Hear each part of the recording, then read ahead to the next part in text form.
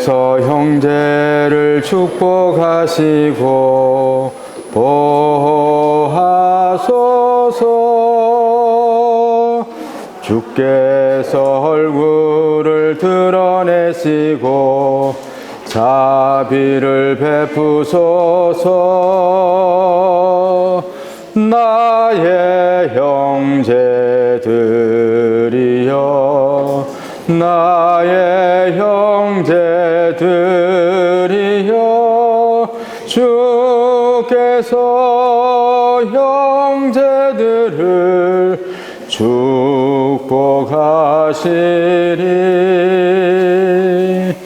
주께서 형제를 축복하시고 보호하소서. 주께서 얼굴을 돌리시어 평화를 주소서.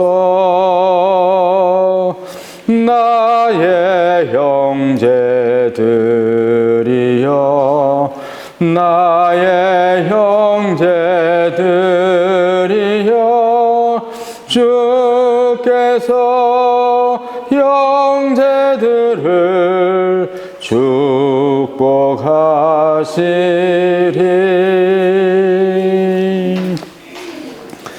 잘 씻었습니까?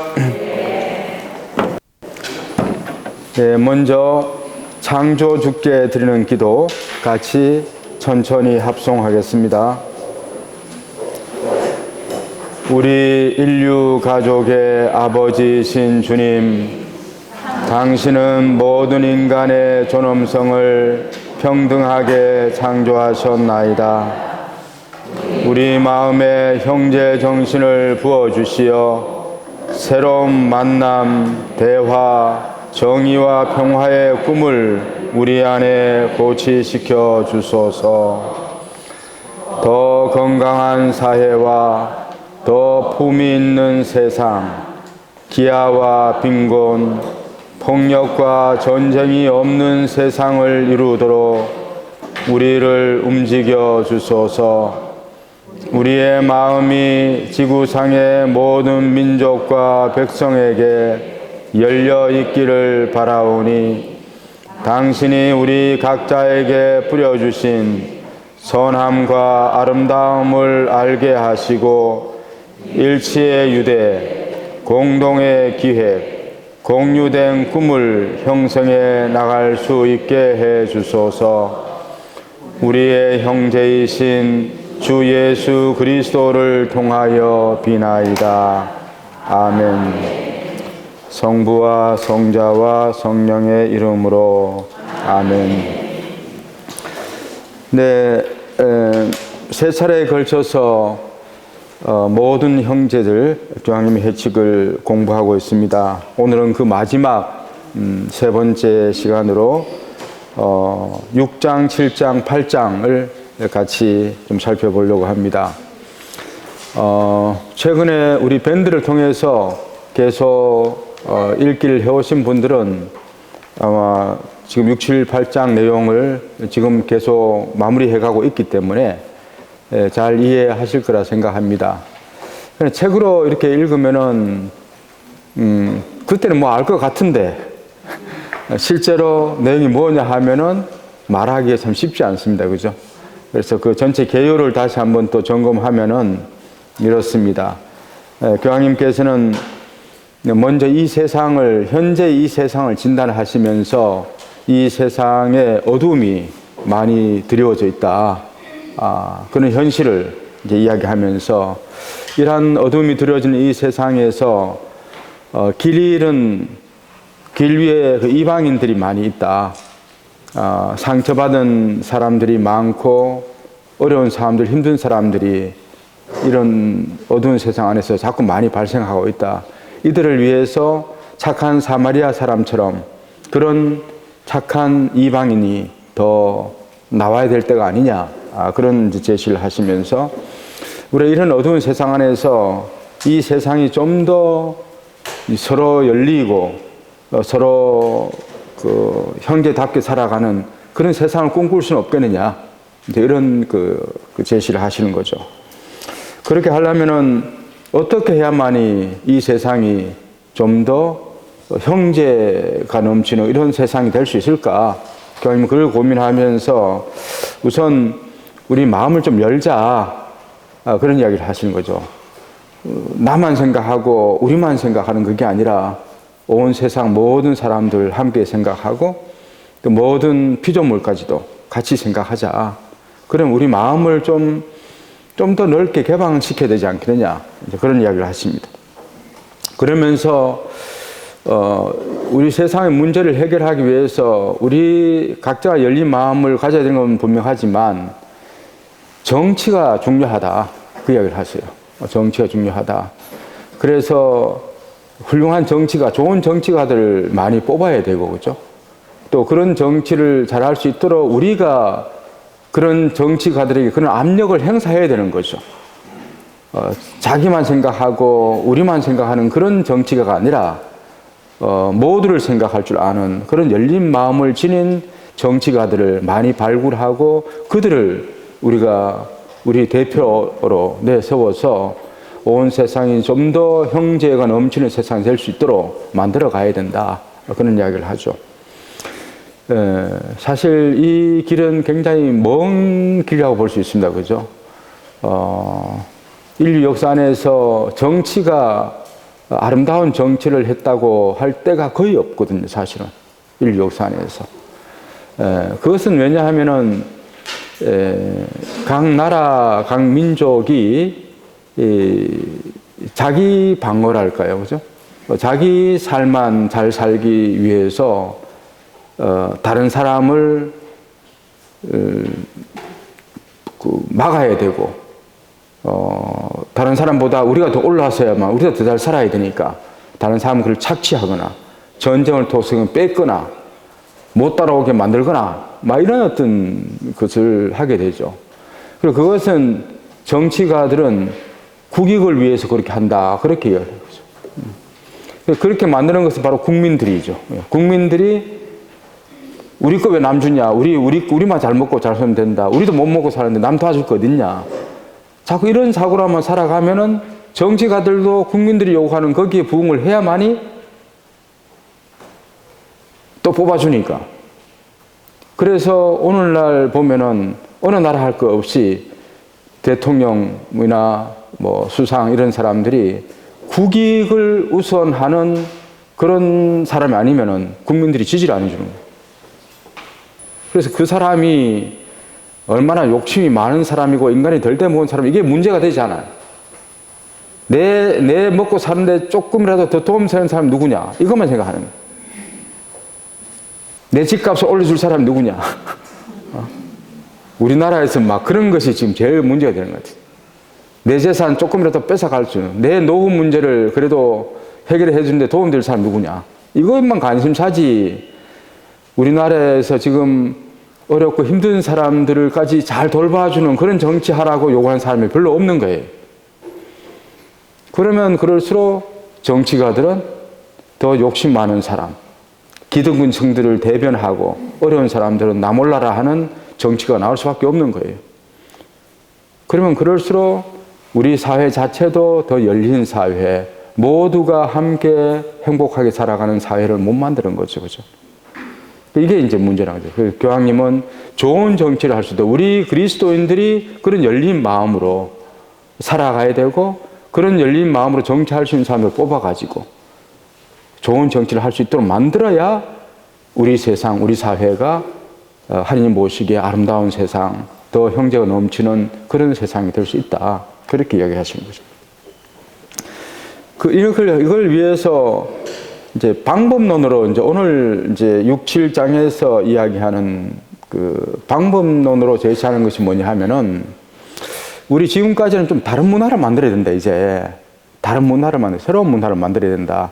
지금까지 우리가 살아온 이 자기 중심주의, 자국 중심주의 이런 것을 떠나서 더 열린 세상, 열린 마음으로 갖고 살기 위해서는 지금까지 우리 살아온 것에 있어서 새로운 문화를 만들어야 되는데 그 문화는 다른 것이 아니라 대화의 문화다. 그렇게 대화의 문화. 지금 세상은 서로 대화가 안 된다. 그렇잖아요. 그죠? 뭐, 미국과 중국, 뭐, 러시아, 이런 강대국들끼리 대화가 됩니까? 서로 대화가 안 되잖아요. 그죠? 자기 원하는 것만 자꾸 주장을 하니까 대화가 안 되는 거죠. 대화는 서로를 존중해야 되는 거죠. 서로 존중하면서, 서로가 도움이 되는 그런 답을 찾아내는 여정을 걸어야 대화가 이루어지는 거죠. 근데, 야, 미국은 내가 하라는 대로 너 해, 중국 안 해? 뭐 이렇게 하면 이게 대화가 되겠어요. 그죠? 이게 대화가 아니잖아요. 이건 폭력이지. 지금까지 우리 인류 역사가 걸어온 길, 우리 또 정치 문화가 걸어온 길이 자, 승자 독식의 문화죠. 그죠? 강한 사람이 지배하는 거죠. 시킨 대로 해. 너 안 하면 안 해? 안 하면 칠 거야. 뭐 이런 문화죠. 이건 대화가 아니다. 폭력이다. 그렇게 교황님께서 생각하시는 거죠. 이거는 비단 국가 간의 문제만이 아니라 우리 뭐 가정 안에서부터도 부부 간에도 가정이 대화가 아니라 폭력이 있을 수 있는 거죠. 그죠? 부부 간에도 같이 서로를 존중하고 신의를 지키는 가운데서 서로 좋은 답을 찾아 나가는 이 구조가 되는데 내가 하는 식대로 하라고 왜 안 하냐고 내가 자꾸 이야기하는데 너는 안 듣네 이렇게만 이야기하면 이건 대화가 아니고 폭력이죠. 폭력이 됩니다. 가정 안에서부터도 그렇고 또 우리 교회 생활, 직장 생활, 우리나라의 그 문화 안에서 가부장적인 문화가 오랫동안 있어 왔잖아요. 그러다 보니까 진정한 대화를 하는 문화를 가장 못 만들어 온 민족이 우리 대한민국일지도 몰라요. 그 정도로 우리 한국 사람들은 대화할 줄을 잘 모른다고 이야기해요. 대화가 아니라 명령이고 지시고 폭력이 독백이야. 혼자 찌끄려. 그죠? 같이 대화하는 것이 아니고. 우리 교황님께서는 계속 이제 시노달리티, 교회 안에서도 시노달리티다스를 이야기하잖아요. 그죠? 성직자, 수도자, 평신도 할 것 없이 모두가 세례받은 모든 사람들이 성령으로부터 받은 그 영감, 그 신앙 감각을 함께 나누어서 우리 교회의 아름다움을 만들어 가야 된다. 이런 어떤 그 사안이었는데 본당신 혼자서 알아서 다 해야 되는 이런 구조가 되고 그죠? 같이 대화로서 하나님께서 주신 영감으로 함께 열려서 함께 대하고 우리 본당이 더 아름답게 가기 위해서 뭘 해야 될까? 이런 고민들을 잘 안 한다는 거죠. 그래서 이런 시노달리다스를 통해서 다시 한번 그걸 모아보자. 그래서 우리 교회가 갈 방향을 옛날엔 교황님이 하라 하면 다 해야 되는 이런 구조였다면 주교님이 하라 하면 다 해야 되고 본당심이 하라 하면 다 해야 되는 이런 구조였던 그게 아니라 저 밑바닥부터 뭐 우리 신자들 한 사람 한 사람이 또 단체 하나하나에서 다 우리가 더 하나님 자녀로 잘 살아가기 위한 방법들을 찾아내고 그것을 본당에서 또 교구 차원에서 우리 교회 전체 차원에서 그것이 하나님께서 우리에게 시키는 명령이라 생각하고 우리 대화를 통해서 우리에게 드러난 하나님의 뜻을 잘 식별해가지고 그것을 함께 살아가고 또 대화하면서도 수정해 나가고 이런 구조로 살아가야 진정한 교회가 되는 거 아니냐. 그런 노력들을 하자는 이야기를 하는 거거든요. 뭐 이번에 우리 형제들이 피정하는 것도 마찬가지겠죠.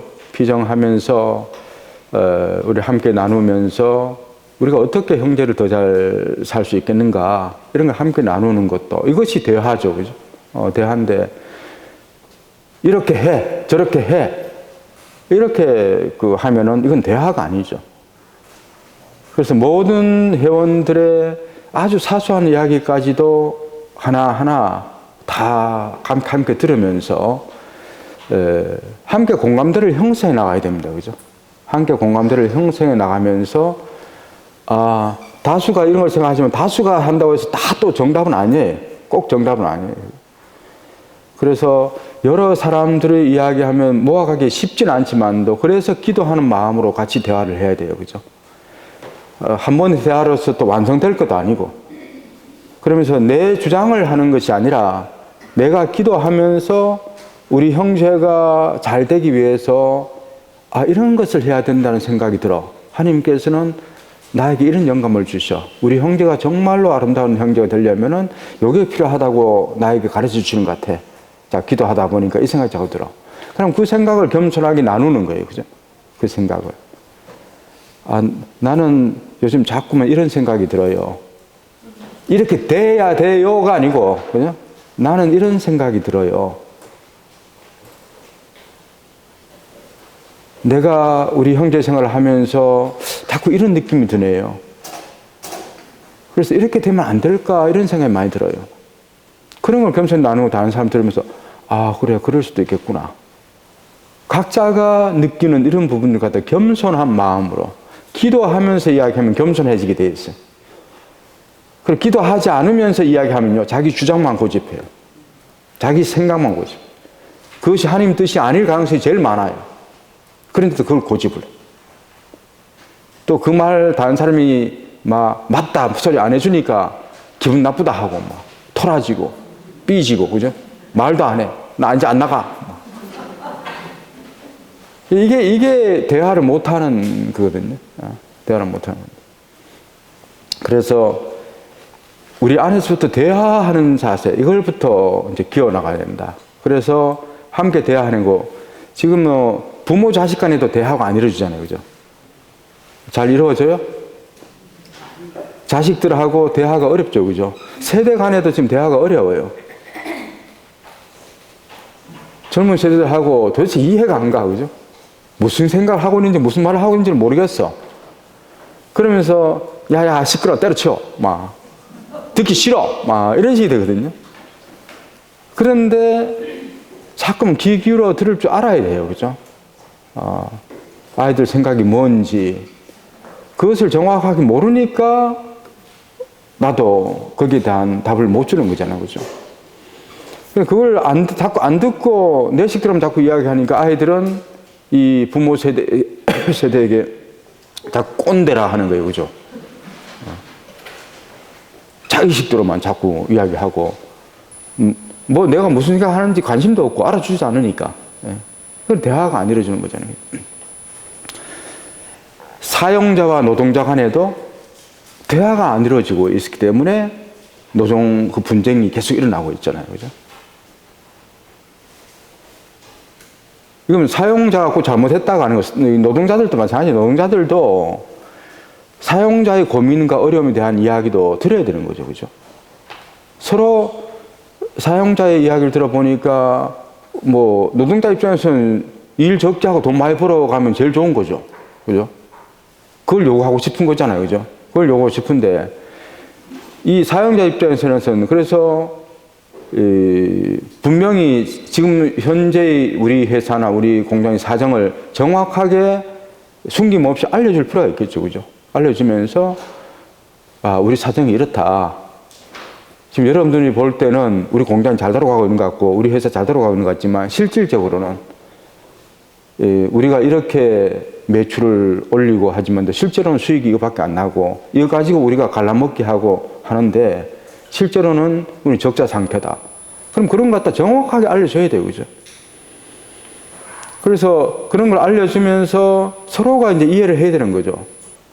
서로가 어려움이 있을 때는 함께 어려움을 겪고, 또 서로 그 좋은 환경이 되어서 수익이 많이 발생하면은 서로 그것을 함께 또 나누고 하는 이런 문화를 만들려면은 우선 대화가 제대로 이루어져야 되는 거죠. 그죠?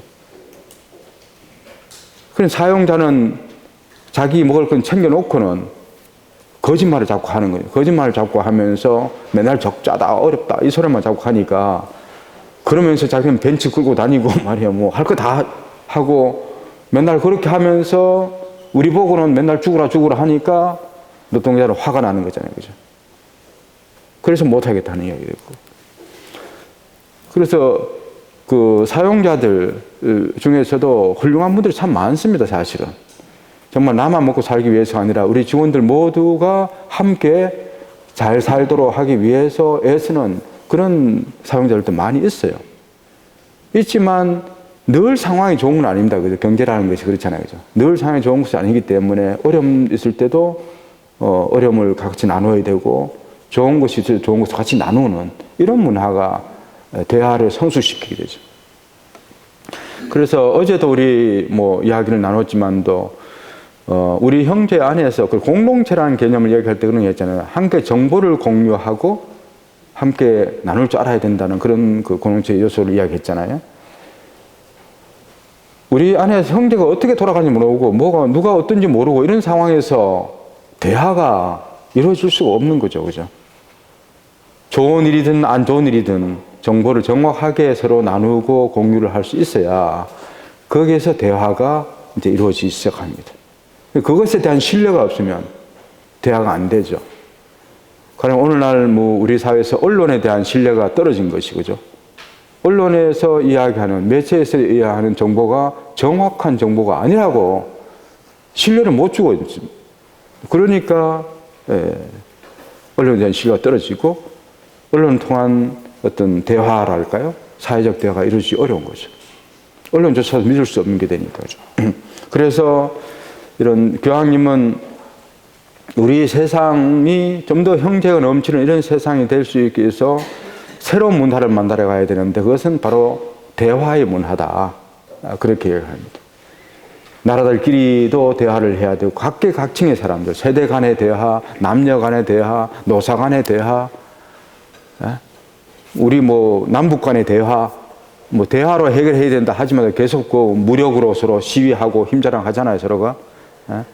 너 말 안 들으면 너 그거 칠 거야. 서로 이런 위협을 주면서 위협 상황에서 어떻게 대화가 되겠어요, 그죠? 대화가 아니죠. 그거는 굴종이 되는 거잖아요. 어쩔 수 없이 힘으로 밀어붙이니까 그냥 약한 사람은 당해야만 하는. 합의를 할 수밖에 없잖아요, 그죠? 합의지, 합의가 진짜는 아니잖아요. 진짜 대화는 아니잖아요, 그죠? 이런 문제를 이야기하면서 새로운 만남의 길로 우리 나아가자. 그러기 위해서 국가 간에는 어떻게 해야 될 거고, 서로 문화를 존중해야 되는 그런 어떤 우리 개인이 만나면서도 마찬가지는 각자가 살아온 문화가 다 다르죠. 우리 부부간의 문제도 그런 것 같아요. 부부간의 문제도 가령 전라도 남자와 경상도 여자가 만났다. 이 정말 쉬운 거 아니에요. 우리나라에서만 해도 그죠? 쉬운 거 아니야.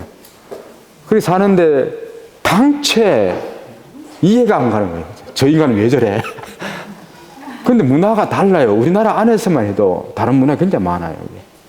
나는 이렇게 살아왔어. 나는 가정에서 어려서부터 이렇게 살아왔어. 이 문화가 있고 나는 이렇게 살아왔을 문화가 있어. 이 문화가 함께 만나서 충돌을 일으키는 거잖아요. 그리고 함께 살면서 자꾸 대화를 하면서 그 사람이 살아온 문화에 대한 이해를 해야 됩니다. 그래서 그 시댁이나 친정집에 가보면은 이 인간이 왜 이런지 좀 이해가 가잖아요. 그죠? 이래서였구나. 이런 것을 이제.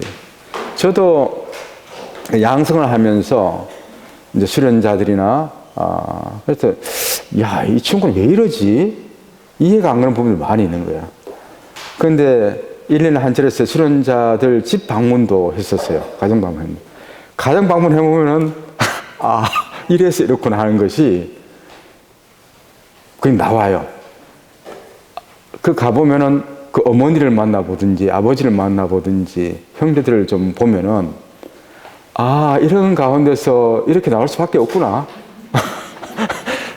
그게 팍 느껴지는 거예요. 그래서 더 이제 이해를 하게 되죠. 이해하게 되면서 나는 못 겪어본 문화이기 때문에 이해가 안 가는 거예요. 그래서 나는 내가 겪어온 문화 안에서만 자꾸 이해하려고 하니까 이해가 안 가니까 오해를 하게 되고 또 그 다름이 싫은 거죠. 자꾸 싫고 왜 내가 편하고 익숙한 대로 왜 안 해줘? 이런 것이 들어오니까 불편해집니다. 그 말이 안 통해. 그러다 보니까 대화가 안 돼. 이런 문제들이 생기거든요.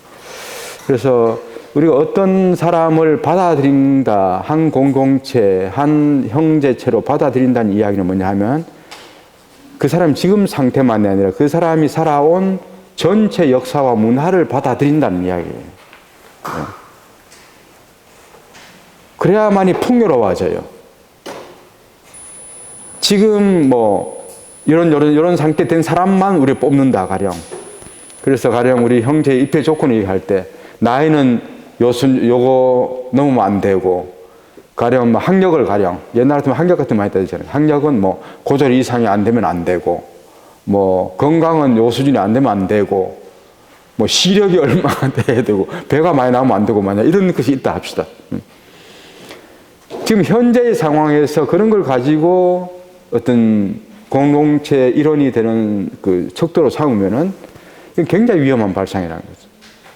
왜냐하면 한 사람 인간을 현재의 그 시점에서만 파악할 수 없는 겁니다. 그죠? 그 사람이 살아온 전체 역사가 있고 인생이 있습니다. 인생 전체가 우리 안으로 들어오는 거잖아요. 우리 안으로. 그래서 그 사람이 살아온 역사를 존중하고 그 사람이 들어온 인생을 이야기하고 그 사람이 걸어온 신앙의 여정을 함께 바라보면서 아, 그래. 이 사람이 걸어온 신앙 여정을 통해서 본다면 우리 형제, 우리 회원으로서 함께 이 길을 걸을 수 있을 것 같아. 이렇게 식별이 돼야, 그죠? 우리 형제 회원으로서의 삶을, 그 사람을 전인격으로 받아들이는 것이 되겠죠, 그죠? 그런 문화가 이제 필요하다는 거죠. 그래서 이런 새로운 만남의 길들을 우리는 못한다 하더라도 적어도 우리 자식 세대는 이런 좀 대화의 전문가들이 되도록 좀 키우자. 교황님께서는 그렇게 이야기해요. 우리 지금까지 살아온 세대가 보니까 이게 안 되더라. 우리 지금 노력하는데 우리 지금 노력해도 잘 안 된다. 다만 우리 자식 세대는 이런 대화를 잘 할 수 있는 자식들을 좀 키워가지고 이 세상이 좀 더 형제가 넘치는 세상으로 좀 만들어가자. 그래서 마지막에서는 종교 이야기를 합니다. 종교 간의 대화 문제죠. 종교가 이런 세상이 더 형제적인 세상이 되는데 기여하기보다는 오히려 방해해왔고 분열을 조장해온 것이 종교다. 그렇게 파악하십니다.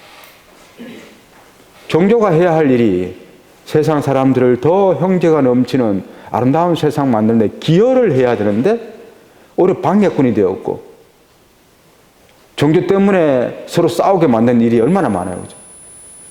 종교와 연결되지 않은 전쟁이나 다툼, 알력이 없을 정도로 뭐든 종교와 연결되어 있습니다. 종교가 오히려 그 이제 분열을 더 만들었고 더 형제를 촉진시키지 못한 것에 대해서 반성해야 된다. 그리고 지금부터라도 우리 종교 간에 같이 대화하고 우리 종교가 함께 세상이 더 형제가 넘치는 세상이 될 수 있도록 서로 돕자. 그런 것을 하면서 마무리를 합니다. 이것이 우리 교황님 회칙의 전체 내용입니다. 그래서 이것을 이제 교황님께서 생각하시면서도 이것은 바로 아시시 성 프란시스코에게서부터 영감받은 거다. 네. 그래서 프란시스코의 정신이 바로 이런 정신이었다.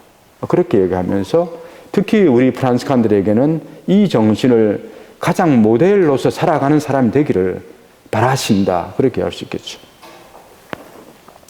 네, 그것만 알면은 공부를 다 했다고 볼 수 있겠고요. 그럼 어떻게 대화를 해야 될 거냐? 그럼 대화가 뭐냐? 하면서 교황님께서는 이제 여러 가지 요소들을 이야기하세요. 서로 가까이 다가가는 것부터 시작합니다. 서로 만남이죠, 그죠? 가까이 다가가고 서로에게 귀 기울이는 것, 그리고 서로 바라보는 것, 서로 표현하는 것, 서로 알아가기, 서로 이해하려고 노력하기, 공감대 찾기, 이런 요소들 전부가 대화다. 그렇게 해요. 대화가 그냥 말하는 것만이 대화가 아니라 서로 이런 말, 서로죠. 서로가 혼자 일방 한쪽에서 이런 거 보통 그렇잖아요, 그죠? 우리 부모 자식 간에도 아이가 요즘 문제 있다면 야, 오늘 너 나와봐. 야, 나와봐. 대화 좀 하자. 그래서 이 자체가 대화가 아닌 거예요, 이게, 그죠? 내가 일방적으로 어려하는 이런 거잖아요, 그죠? 그래서 서로 가까이 다가가는 것, 서로 귀를 기울이고, 서로 바라보고, 서로 표현하고, 나만 표현하는 게 아니라 서로 표현하는 거죠. 서로 표현하고, 서로 알아가기. 아까 얘기했던 것처럼 서로의 문화와 역사를 통해서 알아가기. 이렇게. 서로 이해하려고 노력하기, 공감대 찾기. 이런 것이 다 대화다. 그렇게 교황님께서 이야기하셨어요. 그래서 이런 진정한 대화를 위해서 새로운 대화 문화를 위해서 사회적 대화를, 우리 개인은, 이건 뭐 지금은, 전 세상, 온 세상을 놓고 교수님께서 이야기하시는 거죠. 이 국가와 사회가 대화할 수 있는 어떤 장치, 그런 것을 이야기합니다. 그러면서, 대화를 통해서 함께 합의를 해 나가야 되는 거잖아요. 그죠? 함께 합의를, 공동선을 위해서 함께 합의를 해 나가는 것인데, 그 합의의 기초가 뭐냐? 그 기초는 윤리의식이다. 그렇게 해요. 윤리. 그런 윤리가 기초가 돼야 되는데, 윤리도 절대 윤리라는 것은 있을 수 없다. 그렇지만 우리 인간 양심안에 주어진 기본 윤리들이 있다.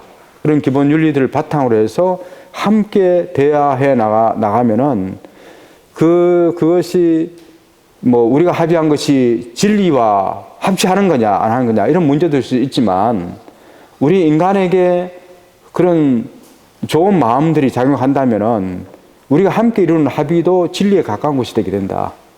그렇게 얘기하면서 서로 함께 대화하고 좋은 것을 찾아서 함께 합의해 나가는 과정, 이런 과정들이 진리와 가까워지는 길이 된다. 그렇게 얘기를 하시죠. 그 무엇보다도 좀 친절을 회복할 필요가 있겠다. 그렇게 하면 친절. 서로에게 친절해야 되는데 우리는 서로를 무시하고 벽을 치고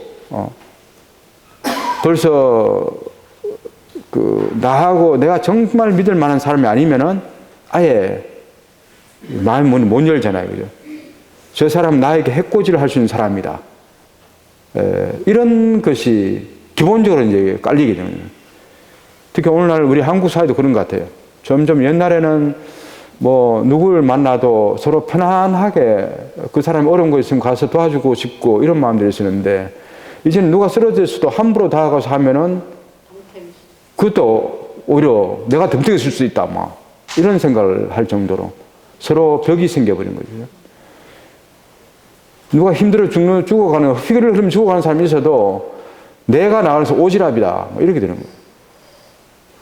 가령 뭐 이태원 저 사고가 있을 때도 그 소방관들이 이거 뭐 하죠 이거 이런 그것을 하면서 일선이 딸리는데도 선뜻 나서서 일반인들이 도와줄 수 없어요. 선뜻은 못 하는 거예요. 그래서 막 도와달라고 하니까 이제 나오기 시작하는 거잖아요. 그죠? 사실은 이런 생기면 누구든지 가서 도와줘야 되는데 괜히 내가 잘못했다가 이 양반 혹시라도 지금 죽을 수도 있는 사람인데 내가 손대가지고 죽었다 이러면 나만 덤탱이 쓰니까 뭐 이런 겁이 나오고 되는 거죠. 그죠? 이런 상황들이 생기는 것인데 우리 서로 사람들을 서로 상호 간에 서로 좀 더 친절하자.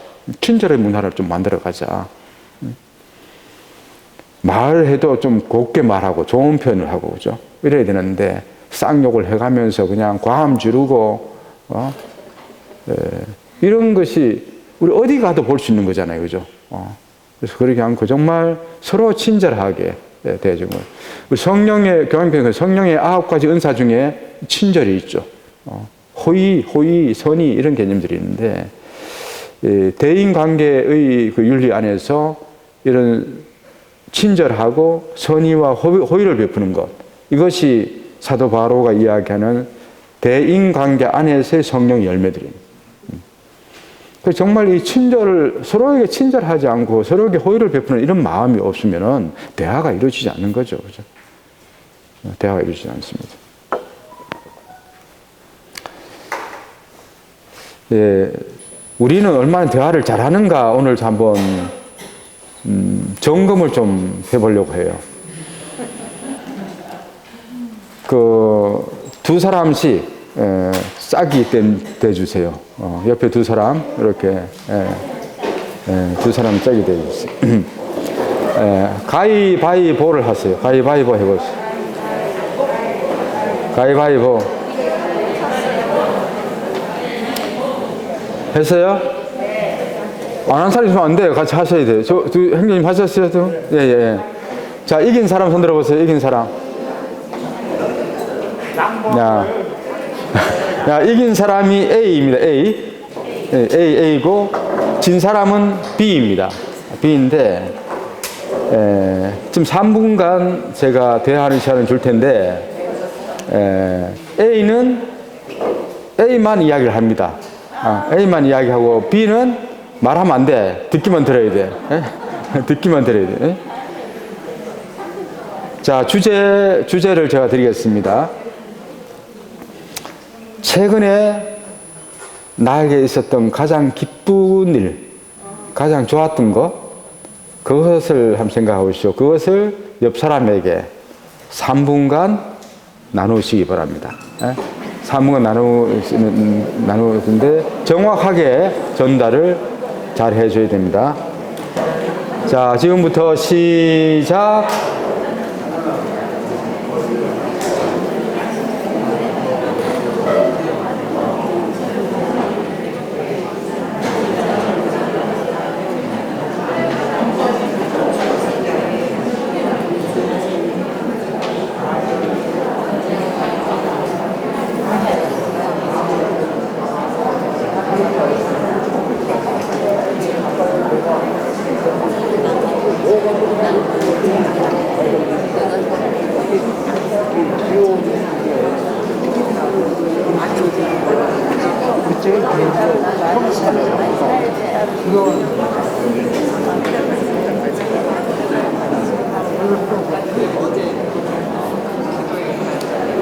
같이 안 하시고 들리는 이게 사랑이구나. 그래서 감사하다. 너무 감사하고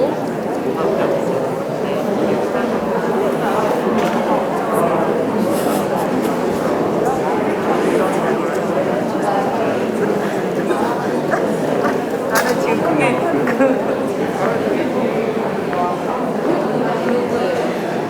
귀엽고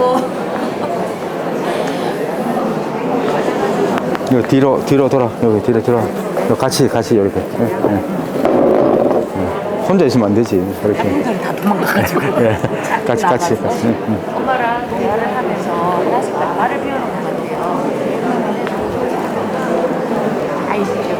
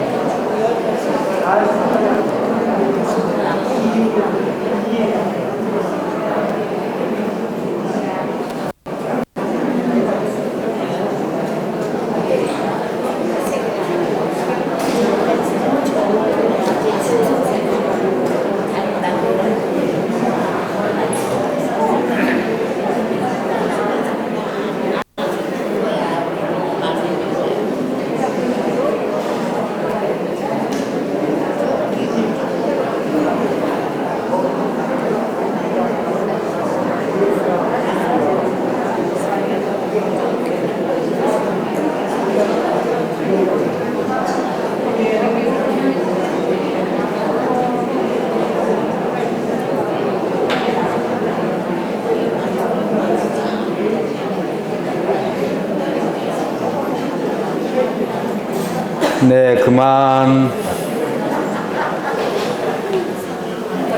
그만하세요.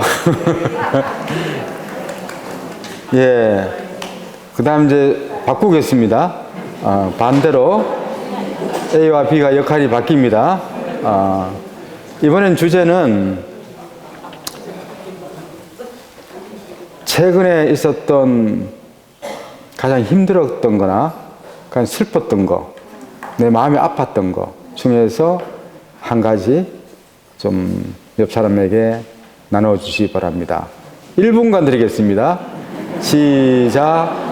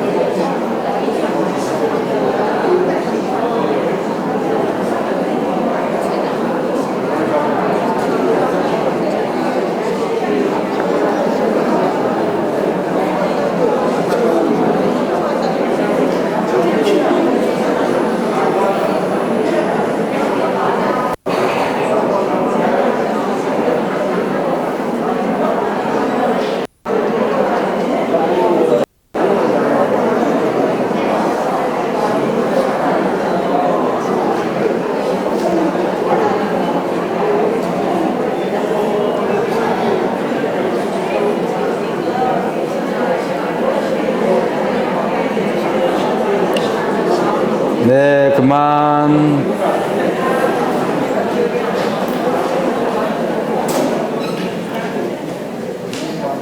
네, 이야기 잘 나눴습니까? 상대방이 한 이야기를 나는 정확히 알아들었다는 사람 손 들어보세요. 정확히 알아들었다. 네? 정확히 알아들었다. 예. 다들 귀가 좋으시네. 자, 제가 그렇게 말했죠, 그죠? 한 사람 이야기와 한 사람 이야기 말하지 마라. 그러니까 정확하게 듣기는 거예요, 그죠? 근데 보통 대화하라고 시켜놓으면요, 막 중구난방 막 서로 이야기하기 바빠. 그러다 보니까 상대방의 이야기를 정확히 못 들어요, 그죠?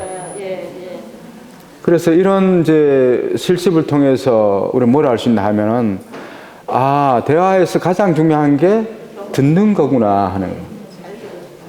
정확하게 들어야만이 그것을 알고 나도 정확하게 이야기를 할 수 있는 건데, 그게 안 되니까 자꾸 오해를 하게 돼요.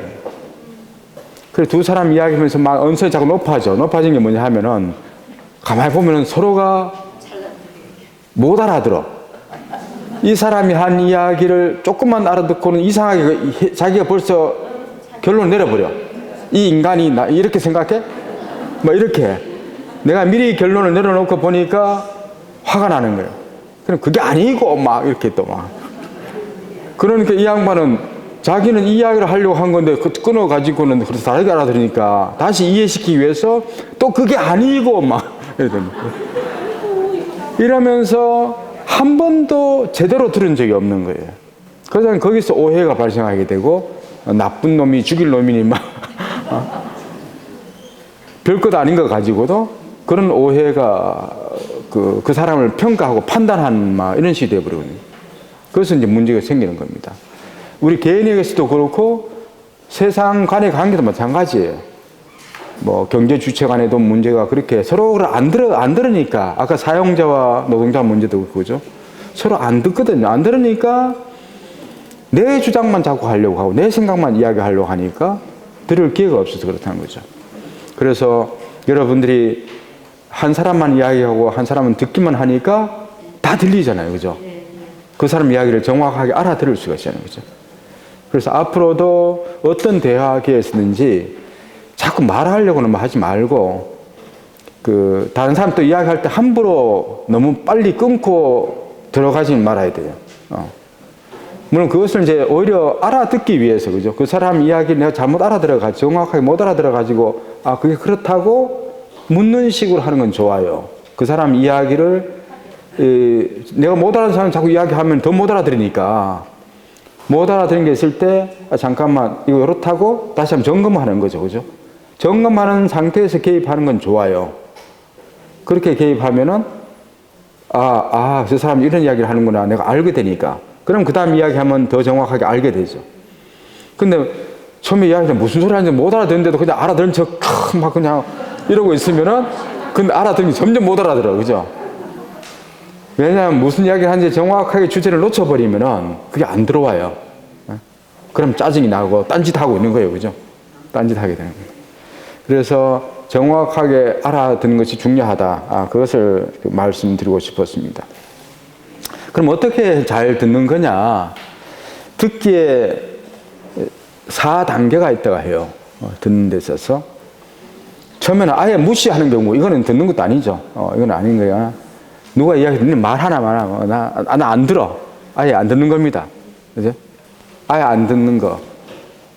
한 사람, 나는 부모 자식 간에 이런 문제 많아요. 부부 간에도 이런 문제 많고. 그죠?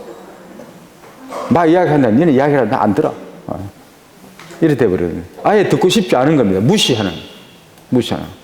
그럴 때 이제 화가 나죠. 그죠? 저게 내 말을 아예 무시하네? 이런 표현들을 많이 하잖아요. 무시한다. 아예 들을 생각도 안 한 거죠. 이런 거죠.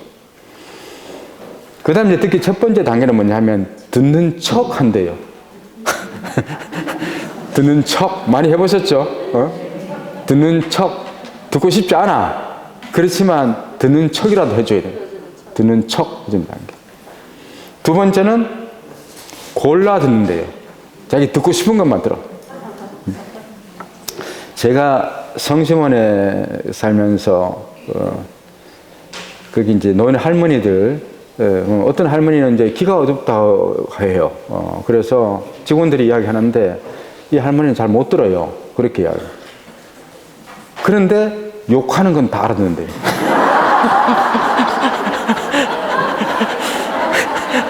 욕하는 건 다 알아듣는데요.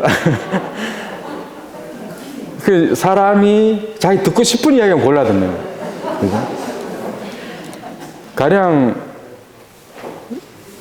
그 스님이 강론을 한다 하더라도 알아듣는 사람이 다 틀려요. 지 듣고 싶은 건 들어. 네.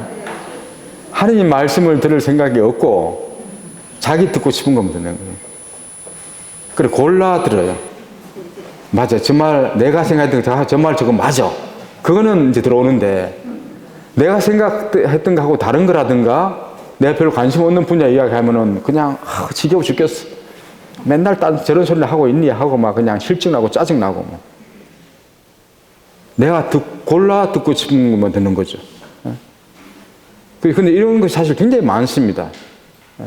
다른 사람의 이야기를 듣는데 내가 원하는 답을 들으려고 하고 내가 생각하는 그것만 잘 들리고 그렇지 않은 것은 듣지 않고 화부터 나. 저 사람이 나와 다른 이야기를 할 수도 있는 거고 그에 대한 논리도 있을 수 있는 거잖아요. 그죠? 또 그것이 하나님께서 뭐 성서를 통해서라든가 또 아니면은 교황님께서 이런 사회를 보면서 하시는 이야기도 있을 수 있고 또 뭐 우리 회칙이나 회원에서 이야기하는 그런 논리가 있을 수 있는데 그건 무시하고 나는 그거 싫어. 왜 그런 이야기를 해? 그럼 우리나라에서 지금 뭐 정치 이야기 같은 게 마찬가지죠. 정치 이야기 같은 거 하면은 나는 보수적인 입장이 있다 한다면은 진보적인 이야기는 아예 들을 생각도 안 해요. 네? 아예 들을 생각 안 해요. 그냥 나쁜 놈이고, 귀찮아, 막 짜증나고. 심지어 본당 신부님 이야기도 네가 왜 그런 이야기를 해, 막 이렇게 해요, 이렇게. 이거는 내가 듣고 싶은 것만 듣겠다는 거예요. 심지어 하나님 말씀을 듣는 데 있어서도 내가 듣고 싶은 건 골라 듣겠다는 거예요. 굉장히 위험한 자세입니다. 그죠? 그 다음 단계가 경청의 자세예요. 주의 깊게 듣는 거죠. 그리고 오늘 여러분들은 경청을 실습해 온 거예요. 경청을. 귀 기울여 듣는 거죠. 그죠? 주목해서 듣는 겁니다. 그 사람이 하는 이야기를 주목해서 듣는 거죠. 그때는 내가 화가 날 일이 없어요. 그죠? 그 사람 이야기를 정확하게 알아들으려고 노력하는 거죠. 이게 경청이에요.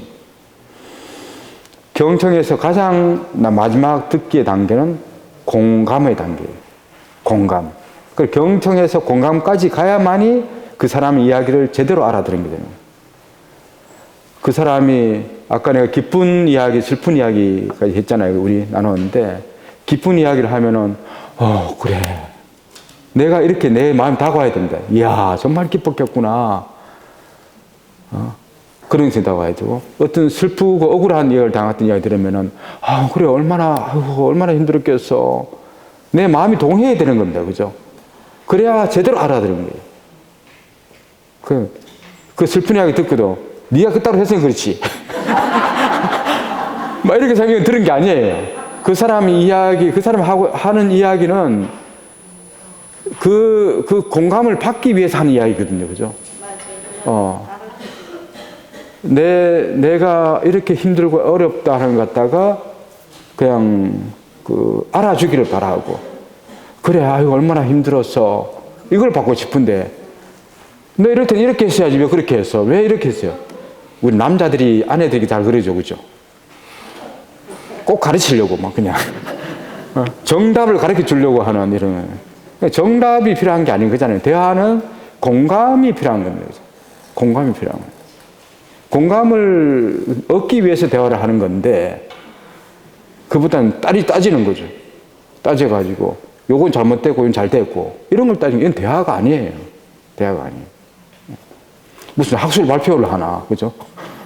우리 대화가 학술 발표거리가 아니잖아요.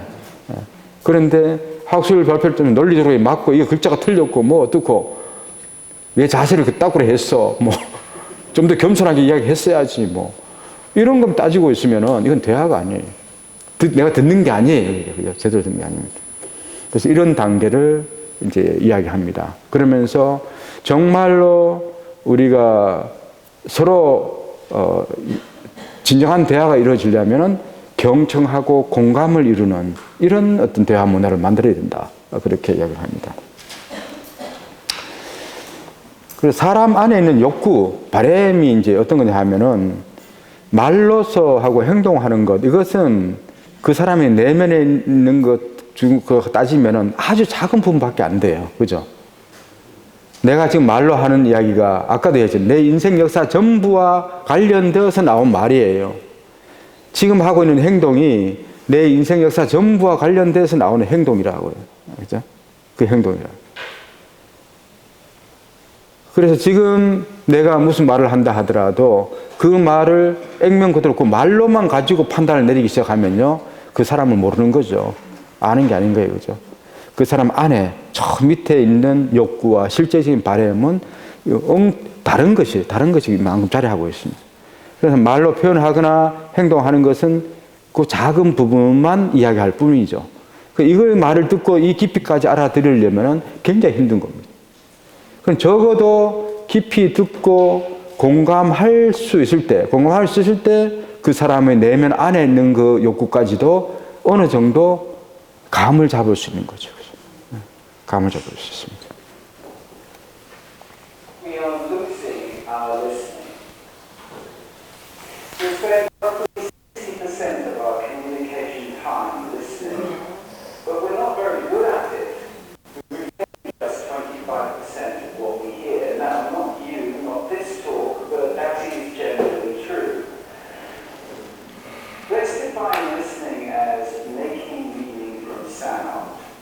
It's a mental process, and it's a process of extraction. We use some pretty cool techniques to do this. One of them is pattern recognition. So in a cocktail party like this, if I say, Daniel, Sarah, pay attention, some of you just sat up. We recognize patterns to distinguish noise from signal, and especially RMA. Differencing is another technique we use. If I left this pink noise on for more than a couple of minutes, we cease to hear it. We listen to differences, we discount sounds that remain the same. And then there is a whole range of filters. These filters take us from all sound down to what we pay attention to. Most people are entirely unconscious of these filters, but they actually create our reality in a way because they tell us what we're paying attention to right now. To give you one example of that, intention is very important in sound, in listening. When I married my wife, I promised her that I would listen to her every day as if for the first time. Now that's something I fall short of on a daily basis. But it's a great intention to have in a relationship.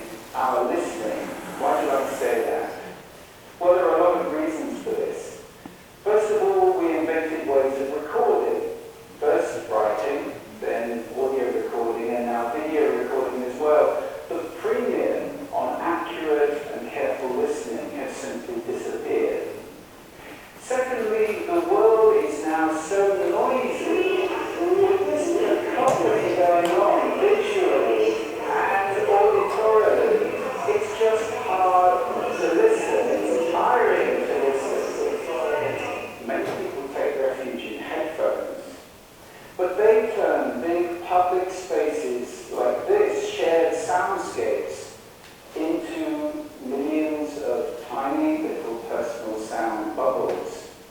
In this scenario, nobody's listening to anybody. We're becoming impatient. We don't want oratory anymore, we want sound bites. And the art of conversation is being replaced dangerously, I think, by personal broadcasting. I don't know how much listening there is in this conversation, which is sadly very common, especially in the UK. We're becoming desensitized. Our media have to scream at us with these kind of headlines in order to get our attention. And that means it's harder for us to pay attention to the quiet, the subtle, the understated. This is a serious problem that we're losing our listening. This is not trivial. Because listening is our access to understanding. Conscious listening always creates understanding. And only without conscious listening can these things happen. A world where we don't listen to each other at all is a very scary place indeed. So I'd like to share with you 5 simple exercises, tools you can take away with you to improve your own conscious listening. Would you like that? Good. The first one is silence. Just 3 minutes a day of silence is a wonderful exercise to reset your ears and to recalibrate so that you can hear the quiet again. If you can't get absolute silence, go for quiet. That's absolutely fine. Second, I call this the mixer. So even if you're in a noisy environment like this, and we all spend a lot of time in places like this, listen in the coffee bar to how many channels of sound can I hear? How many individual channels in that mix am I listening to? You can do it in a beautiful place as well, like a lake. How many birds am I hearing? Where are they? Where are those ripples? It's a great exercise for improving the quality of your listening. Third, this exercise I call savoring. And this is a beautiful exercise. It's about enjoying mundane sounds. This, for example, is my tumble dryer. It's a waltz. 1, 2, 1, 2, 3. 1, 2, 3. I love it. Or just try this one to the sides.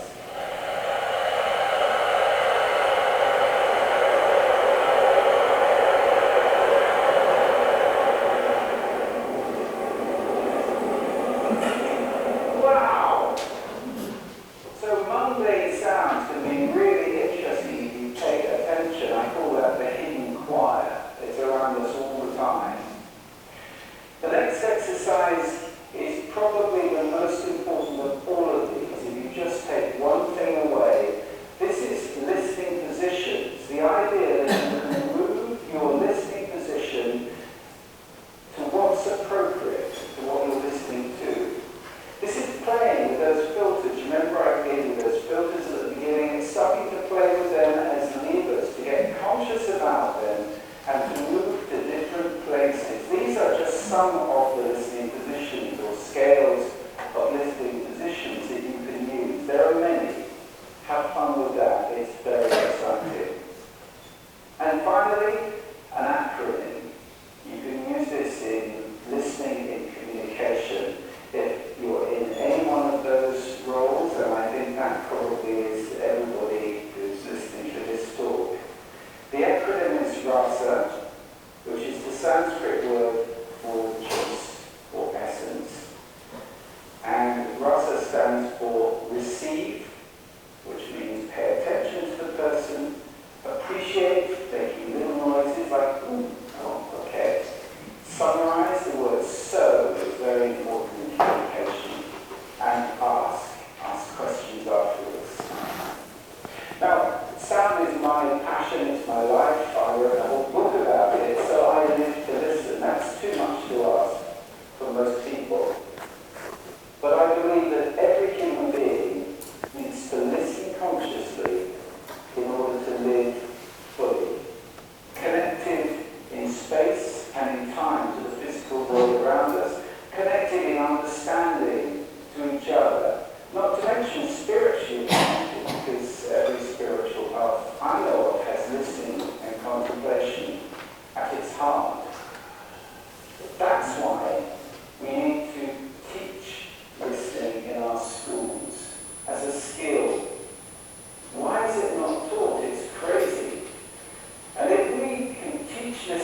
schools, we can take our listening off that slippery slope to that dangerous, scary world that I talked about, and move it to a place where everybody is consciously listening all the time, or is capable of doing it.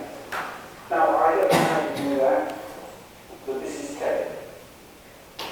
And I think the TED community is capable of anything.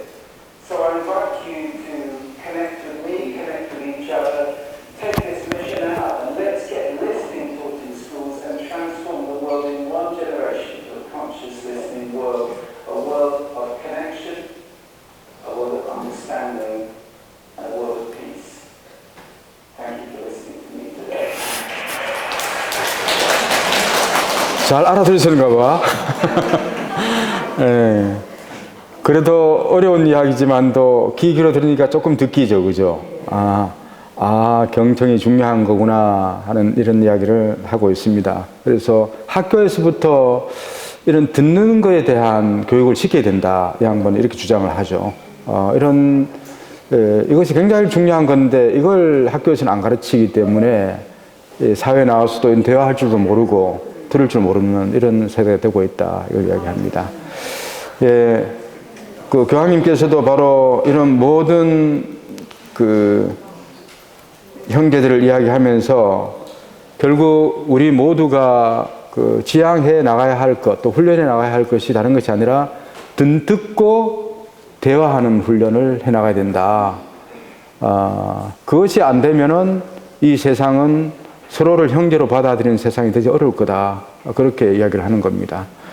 우리 형제회, 또 우리 가정, 우리가 몸담고 있는 본당, 또 친구들 관계, 어떤 모임에서든지 간에 우리 회원들은 잘 듣는 사람이 되었으면 좋겠다. 그런 생각이 듭니다. 잘 들어주는 사람은 존경을 받게 되어 있어요. 그래서 자기만 자기 이야기 많이 한 사람은요, 이용만 당해요. 말만 잘한다. 그렇게 하지만 나 돌아서서는 다 욕해요. 예? 말만 말이야. 맨날 저렇게 하고 말이야. 지 혼자 이야기 다 하고 말이야. 이렇게 하거든요. 잘 들어주는 사람이 훨씬 더 대접을 받습니다, 오히려. 그래서 우리 회원들 어떤 자리에서든지 서로 들으려고 노력하고, 그게 이제 서로를 존중해주는 가장 큰 사랑의 표시이기도 해요, 그죠? 그런 어떤 훈련을 하면서 살아간다면은, 우리가 교황님의 가르침을 가장 잘 따라가는 그런 삶이 되지 않을까, 그런 생각을 해봅니다. 우리가 비정 동안 나눈 여러 가지 이야기들도 그렇고, 또 앞으로 아마 이제 내년부터는 우리 영성적 양성 차원에서 가능하면 좀 나눔을 할 수 있는 구조를 더 만들려고 노력은 해요. 하는데 우리 원래의 구조가 굉장히 어렵습니다. 그죠? 여러분들 알다시피 대화를 하기 참 어려운 구조가 되어 있어가지고 어떤 식으로 더 대화를 할 수 있게 만들까, 이런 고민들을 하겠습니다. 하고, 어쨌든 우리 회원들이 자꾸만 나누는 것이 제일 중요합니다. 그래서 용보가 중심되어서 자꾸 양성을 한다고 뭘 자꾸 이야기하는 것만 좋긴 좋은데 그것만 가지고는 아무 의미가 없어요, 사실은. 그죠? 그것을 다시 여러분들이 함께 나누고 그것에 대해서 다시 소화가 돼야만이 나에게 양식이 되는 건데, 그죠? 영양분이 되는 거잖아요. 그게 되지 않으면 아무 의미가 없거든요. 적어도 원래 안에서 어려우면 이제 구역 모임이나 아니면 다른 회원들과의 이런 만남, 친교의 자리, 어떤 데서든지 함께 계속 듣고 나누고 하는 이런 문화를 우리 안에서 길러 나가야 우리도 영적으로도 성숙되고 또 형제도 넘치는 그런 것이 되지 않을까 생각해 봅니다. 네, 마침 기도로 그리스도인들이 함께 드리는 기도 같이 바치도록 하겠습니다. 오 사랑의 삼위일체이신 하느님, 당신의 신성한 삶의 심오한 친교에서 우리에게 형제적 사랑의 급류를 부어주십시오. 예수님의 행동, 나자렛 가족, 초기 그리스도교 공동체에서 드러난 사랑을 우리에게도 주십시오. 우리 그리스도인들이 복음대로 살 수 있고 각 인간 안에서 그리스도를 발견하고 세상에 버림받고 잊혀진 고통 속에서 십자가에 못 박히신 그분을 알아보고 새로운 시작을 하는 형제 자매 안에서 부활할 수 있게 허락하소서. 오소서 성령님, 세상의 모든 민족들에게 비친 당신의 아름다움을 보여주소서. 그리하여 우리는 모든 것이 중요하고 모든 것이 필요하다는 것을, 하느님이 사랑하시는 한 인류의 다른 얼굴들이라는 것을 새롭게 발견할 수 있게 하소서. 아멘. 성부와 성자와 성령의 이름으로 아멘. 수고하셨습니다.